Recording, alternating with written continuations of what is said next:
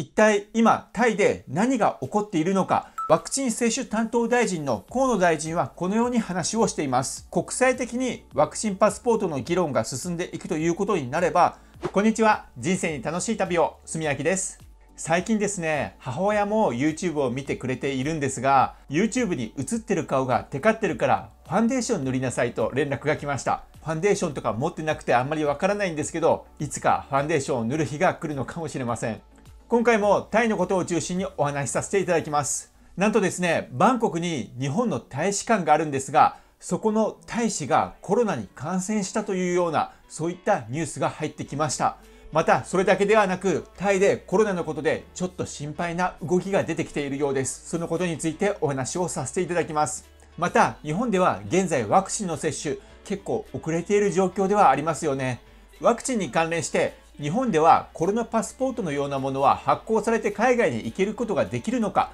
これがなければせっかくタイが入国規制を緩和してきたとしても、前提条件でワクチンの接種証明書がある人という形になっている以上、なかなかタイに行きづらいというところもあると思うんですよね。ですので、日本でのワクチン接種証明書、そのことについての情報も少しずつ出だしておりますので、そのことについてお話をさせていただきます。今回お伝えする内容は現在のタイのコロナの状況、こちらを現在分かっていることを詳しくお伝えさせていただきたいと思います。そして2つ目は日本でのワクチンパスポートもしくはワクチン接種証明書というものは発行されていくのかどうか、そういったことについてお話をさせていただきます。今回も2021年の海外渡航についての大切な内容をお話ししていきますので、ぜひ最後までご覧ください。こちらのチャンネルでは海外のこととか旅のこと、また出入国情報とか最新情報をお伝えしています。どんどん移り変わりゆく海外渡航事情、最新情報を追っていきお伝えしていきますので、ぜひチャンネル登録してみてください。またこちらは告知になるんですが、人生が変わる780日旅日記ということで、今第1巻と第2巻を電子書籍で発行しております。アクシデントが多い中でハラハラするような内容もいろいろ盛り込まれておりますので、もしよければお読みいただければと思います。それでは早速内容に入っていきたいと思います。まずはじめはタイにある日本大使館の大使がコロナに感染したという話題からお伝えさせていただきます。まずこちら外務省のホームページから見ていきたいと思います。4月3日になります。タイにある日本国大使館職員の新型コロナウイルス感染に関してというようなそういったものになります。4月3日、タイにある日本大使館のナシダ大使が新型コロナウイルス感染症に感染したことが確認されました。ナシダ大使は現在症状は落ち着いており、現地の医療機関に療養中です。なお、同大使館の濃厚接触の疑いがある職員については自宅隔離の上、経過観察を行っていますということです。それではこのことについて引き続きタイランドハイパーリンクスの記事を見ていきたいと思います。こちらにもタイにある日本大使館の大使、ナシダ大使がコロナウイルスに感染したということが書かれておりまして、また日本大使館に来館した方など濃厚接触の疑いがある方については大使館より個別にその方々に連絡をしているということです。ということでですね、もしかするとバンコクである程度コロナが広まりつつあるのかなというような、そういったことが予測されるようなニュースでもあるんですが、こちらの記事を見ていただければと思います。こちらは4月5日、バンコク州法からの記事になります。タイの最南部の刑務所でも集団感染、受刑者との面談は1ヶ月禁止、そんな記事になります。これはですね、タイの最南部にナラティワート県というところがあるらしいんですね。で、ここの刑務所でクラスターが発生したらしいんですね。受刑者たちから112人の新型コロナウイルスの感染者が確認されたということなんです。そういったことからタイ政府は5月5日までタイ国内のすべての刑務所で受刑者への面会を禁止することを決定したということです。一体今タイで何が起こっているのか、せっかく入国規制が緩和すること、それが決定されたばかりなのに、新型コロナウイルスの感染者がタイでどのようになっているか、そちらを見ていきたいと思います。まずこちらはバンコクポストから5月4日の記事、タイの新規感染者について書いた記事になります。タイは5月4日日曜日に96件の新規感染者を確認しました。そのうち87件がタイ国内で発見されており、9件は海外から入ってきた方から見つかったということです。そしてこの87件のうちバンコクは日本人3人を含む34件が発見されたということなんですね。それでは次、4月5日の新規感染者を見ていきたいと思います。4月5日月曜日は194件の新規感染者が確認されたということなんですね。増加のほとんどは先ほどのナラティワート県の刑務所とバンコクのバーのクラスターによって引き起こされましたと、そのように書かれております。バンコクのバーでクラスターが発生したようなんですね。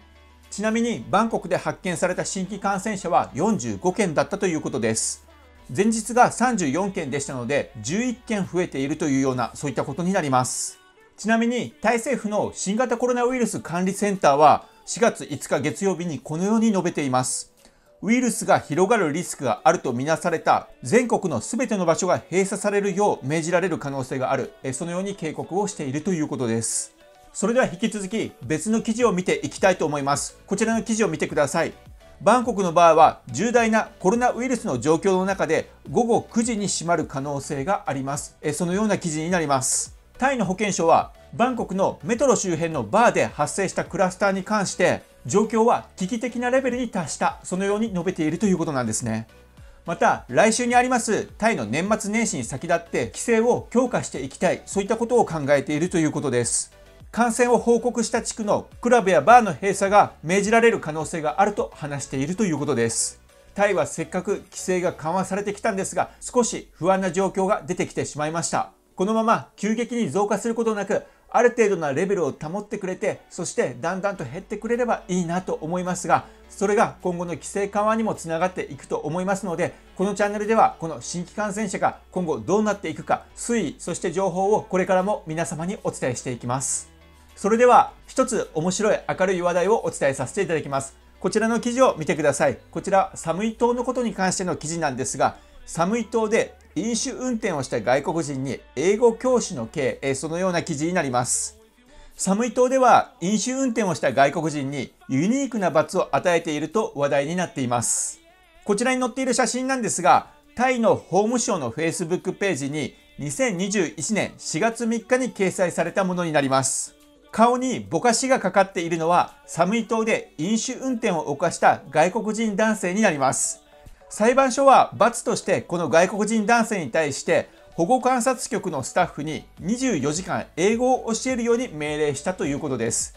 罰を受けて英語を教えているドイツ人の N さん70歳は得意の英語を教えることができることに興奮し、文法や会話、挨拶、法律に関する語彙などを熱心に教えているということです。いやー、タイは緩いですね。私も海外よく行ってるので、やっぱり海外に慣れてくると、日本もちょっと規制が厳しすぎるので、もちろん飲酒運転は良くないんですが、もうちょっと緩く楽に行った方がいいんじゃないかなと思っちゃったりもするんですが、以上これは私の主観でございました。それでは次に日本でのワクチンパスポートについてお話をさせていただきます。実際ワクチンパスポート、そういったものは日本で発行されていくのかどうか、そちらについてだんだんと話題が日本でも出だしておりますので、そちらをお伝えさせていただきます。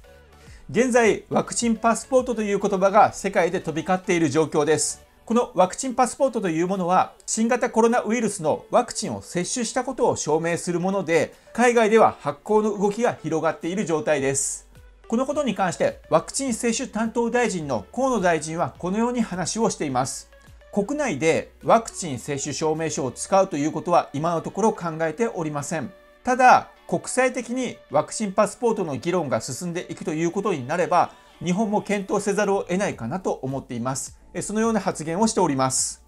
この河野大臣が話しているワクチンパスポートというものは、新型コロナウイルスのワクチンの接種を済ませた人たちに対して発行される証明書のことで、ワクチン接種証明書とも呼ばれるものであります。このワクチン接種証明書を国境を越えた移動に役立てようと、すでに世界では30カ国以上が導入とか導入に向けた検討を進めている段階であります。それでは日本はどうするのか。まずワクチンに対しての日本政府の姿勢なんですが、ワクチンに関しては接種を受ける受けないというのは本人の判断であり、日本政府は努力義務としております。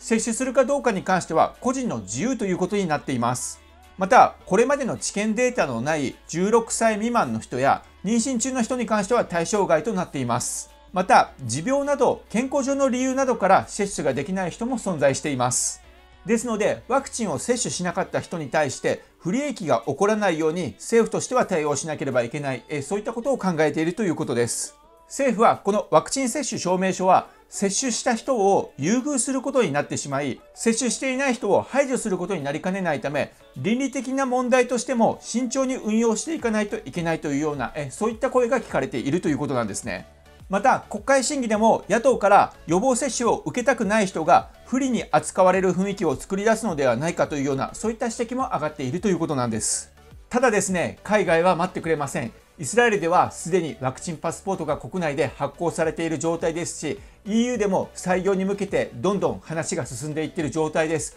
このような状況から他の国もそういった流れに追随していく、そういったことは予想されます。また、世界のおよそ290の航空会社が加盟している IATA 国際航空運送協会は、国際線の利用者の搭乗手続きを円滑にするためにスマートフォンのアプリを使ってワクチンの接種とか PCR 検査の結果などを空港カウンターで確認するという、そういった実験を進めています。こういったことから世界の流れとしては、ワクチン接種証明書がある人が海外に行く場合は優遇されていく、そういった時代になることはもはや避けられないことだと思います。イスラエル政府も話していますが、ワクチン接種証明書があることによって海外に行きやすくなるので、そのことによって他の国に先んじてビジネスで先に行くことができる、そのようなことを話しています。それでは日本はどうするのか、また日本は遅れを取ってしまうのかどうかというようなところにもなるかとは思うんですが、現在日本政府は高齢者への接種に合わせてワクチンパスポートとして利用ができる接種証明書を発行する準備を進めているということです。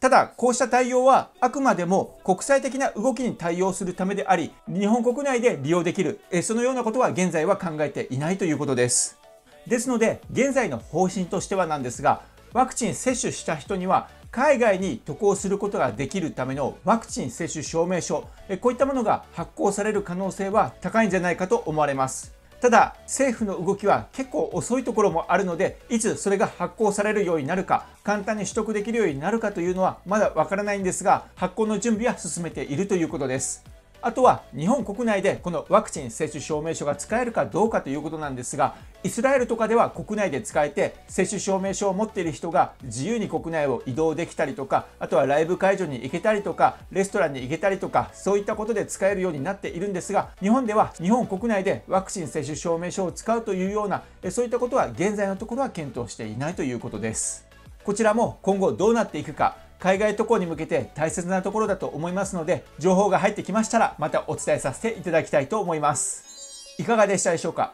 今回はタイで新規感染者が少し増え出しているというようなことをお話しさせていただきました。また現在の日本政府のワクチンパスポートについての方針、そういったものについてもお話をさせていただきました。実際コロナというものはどういうふうになっていくかわからない、そういったところもあるので、新規感染者の波はあると思いますが、2021年、2022年の海外渡航に向けてこのチャンネルでも期待を持ってこれからも最新情報を発信していこうと思います。本当また海外に自由に行けるような時代が早く来るといいですね。今回もこの動画を見ていただきましてありがとうございます。そしていつもいいねとかコメントをいただきましてありがとうございます。これからも YouTube 頑張って配信していきますので、よければぜひチャンネル登録してみてください。今回もご視聴いただきありがとうございました。